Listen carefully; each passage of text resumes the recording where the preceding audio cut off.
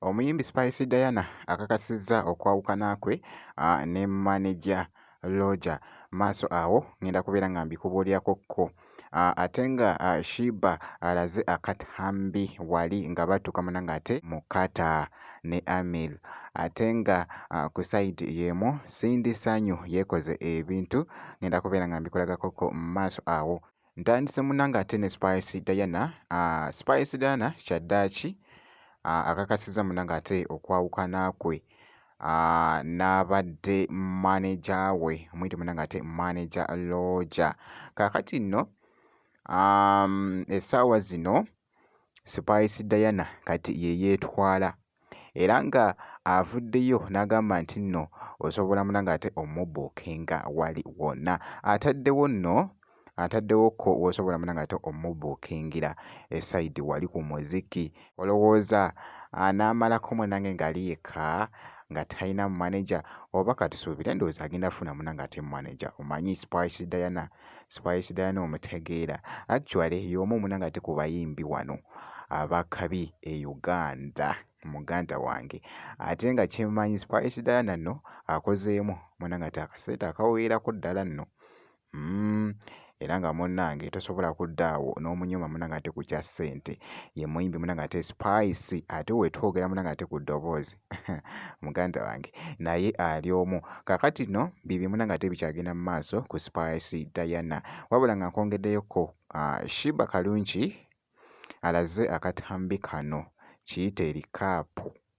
Likaapu eno alaze nga bali mu kutuuka munange ate wali. Jjukira nti nno show Mukata yabadde ya mutawaana nnyo muganda wange. Ebiseera ebisinga nti nno Sheebah alina munange ate otambula n'omwana we ate amulekera ani ewaka? Olaba wakaaba nti nno mami.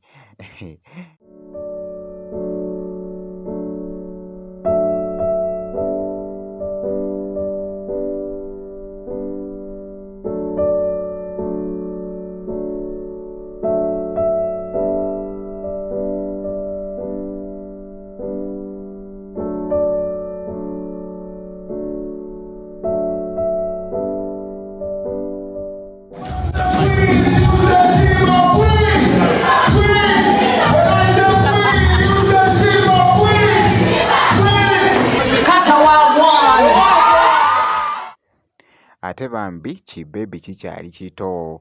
Alina munange ate otambula naye buli wamu wonna w'aba alaga ku show. Kaakati nno bw'ati munange ate bw'alabiddwako mu katambi kano Sheebah ne mutabani we. Kabadde kakutte munange ate ettabbu wali ku mukutu ogwa TikTok.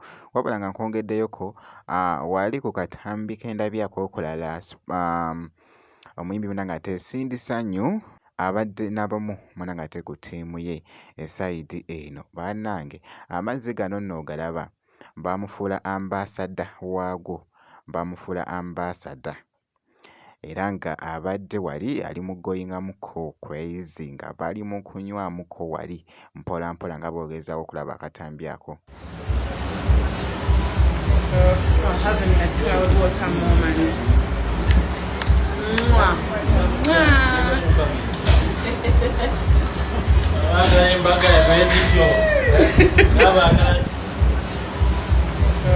Having a cloud water moment.